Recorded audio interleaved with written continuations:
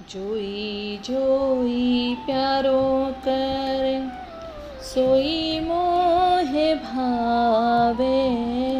जोई जोई प्यारो करे सोई मोहे भावे। भावे मोहि जोई सोई सोई करे प्यारे। भावे मोहि जोई सोई सोई करे प्यारे। जोई जोई प्यारो करे सोई मोहि भावे। भावे मोहि जोई सोई सोई करे प्यारे। भावे मोहि जोई सोई सोई करे प्यारे।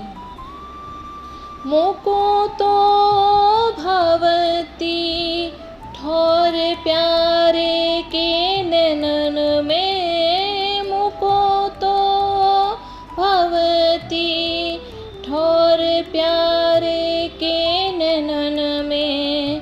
प्यारो भयो चाहे मेरे नैनन तारे।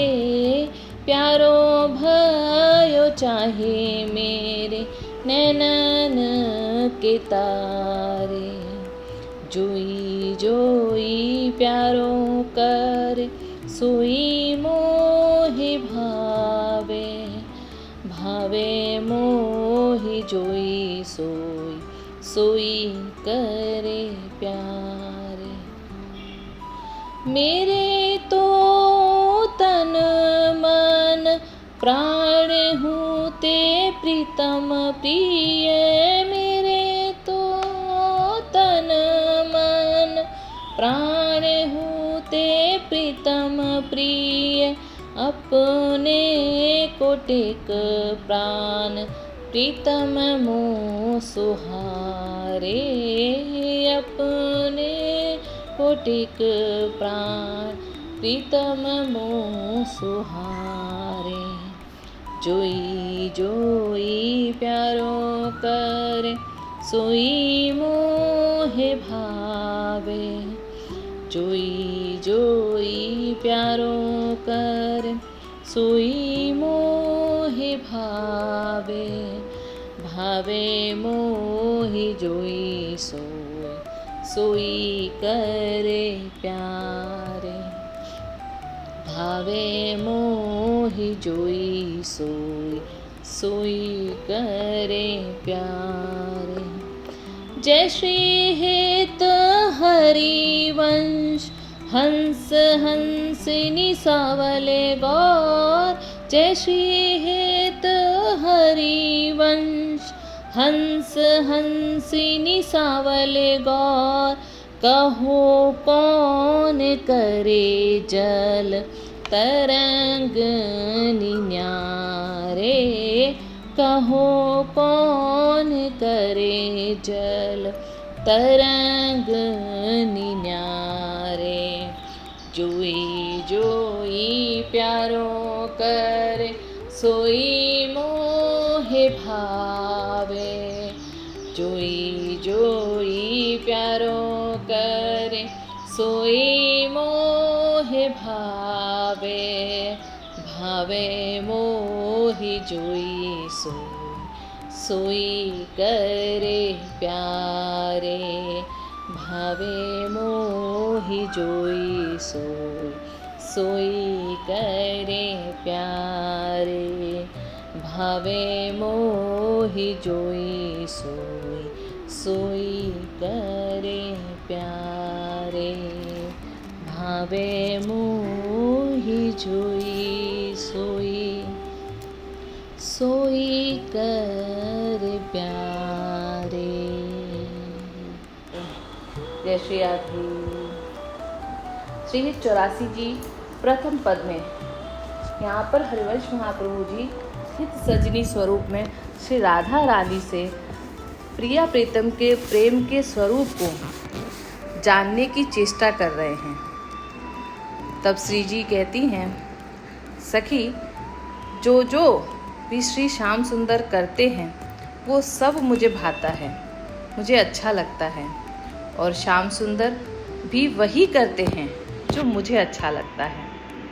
आगे राधिका जो कहती हैं, मेरी तो भावती ठोर, अर्थात मेरा पसंदीदा स्थान श्याम सुंदर के नेत्र हैं।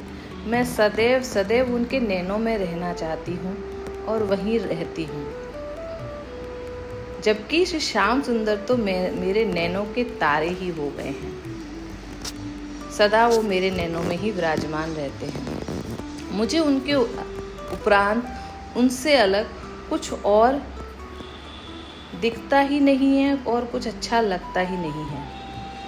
फिर आगे प्रियाजू कहती हैं, मेरे तो तन मन प्राण सब कुछ मेरे प्रियतम हैं, जबकि प्रीतम ने तो अपने कोटिक हजारों हजारों प्राण मेरे ऊपर वार दिए हैं, मुझ पर हार दिए हैं।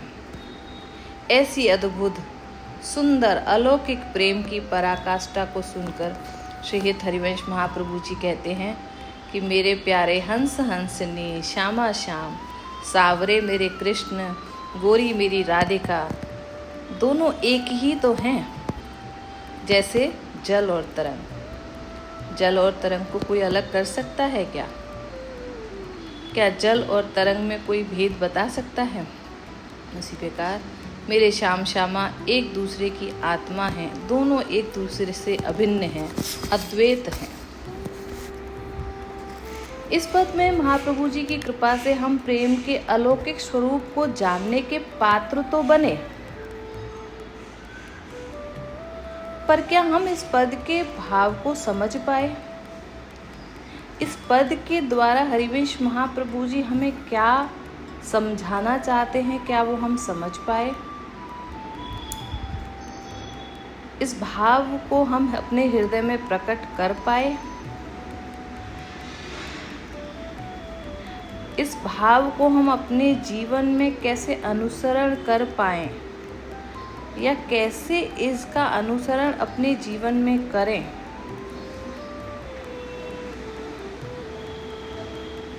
मैं इस पद से जो भाव मेरे हृदय में प्रकट हुआ है वह आप सबको बताने की चेष्टा कर रही हूँ, और वह भाव है समर्पण।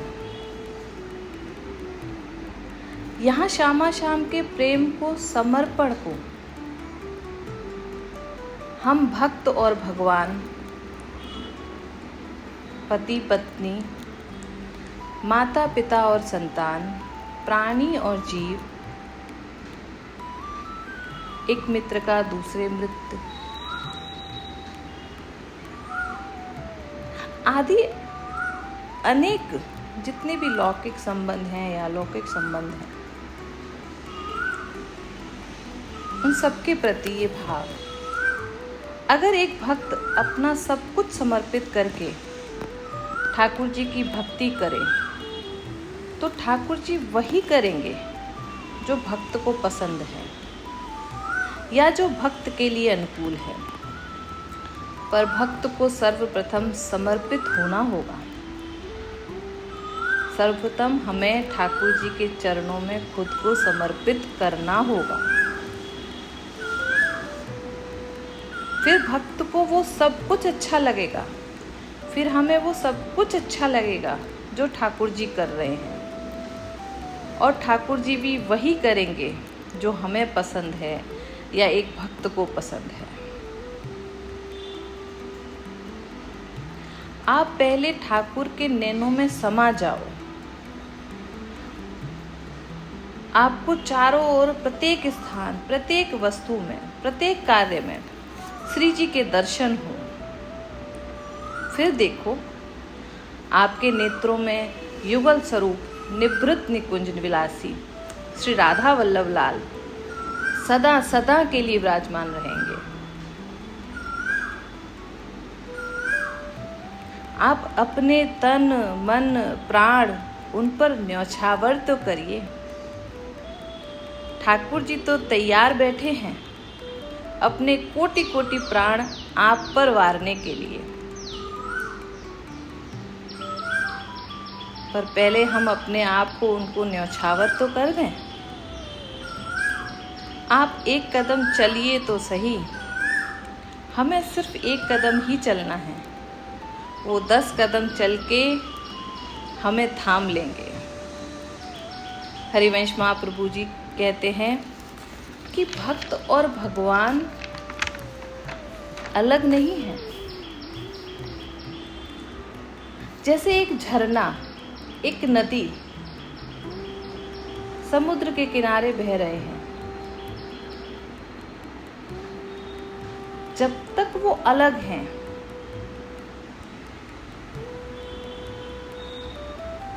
वो नदी है, वो झरना है। लेकिन जैसे ही वह नदी, वह झरना समुद्र में जाकर मिल जाते हैं, जैसे ही वह एक नदी स्वयं को समुद्र को समर्पित कर देती है, फिर उसे समुद्र से कोई अलग नहीं कर सकता। क्या समुद्र में मिल जाने के बाद कोई बता सकता है समुद्र का जल कौन सा है और नदी का जल कौन सा है? ऐसे ही एक दूसरे के प्रति, एक दूसरे के समर्पण को, अगर हम एक दूसरे के प्रति, एक भक्त भगवान को, एक पति पत्नी को, एक दूसरे को, चाहे भले कोई भी संबंध क्यों ना हो, अगर हम एक दूसरे को समर्पित हो जाते हैं, एक दूसरे में मिल जाते हैं, अगर एक भक्त भगवान को खुद को समर्पित कर देता है, तो उस भक्त को भगवान से कोई अलग नहीं कर सकता है। एक समर्पण का भाव दोनों को सदा सदा के लिए एक कर देता है। बस हमें अपने आप को श्री जी के चरणों में समर्पित करने की देर है। श्री जी हमें अपने गोद में विराजमान कर लेंगी, सदैव सदैव के लिए हमें अपना बना लेंगी, हमें अपने से कभी अलग नहीं होने देंगी। हमें बस उनके चरणों में ये श्रद्धा और भाव बनाए रखना है कि वो हमसे अलग नहीं है और हम उनसे अलग नहीं हैं। एक भक्त कभी भगवान से अलग नहीं होता। बस हमें उनको अपने आप को समर्पित करने की देर है। ठाकुर जी हमें अपना बना लेंगे। श्री जी के चरणों में मैं यही प्रार्थना करती हूँ, मुझ समर्पित को अपने चरणों की सेवा प्रदान करें। जय श्री आदेव।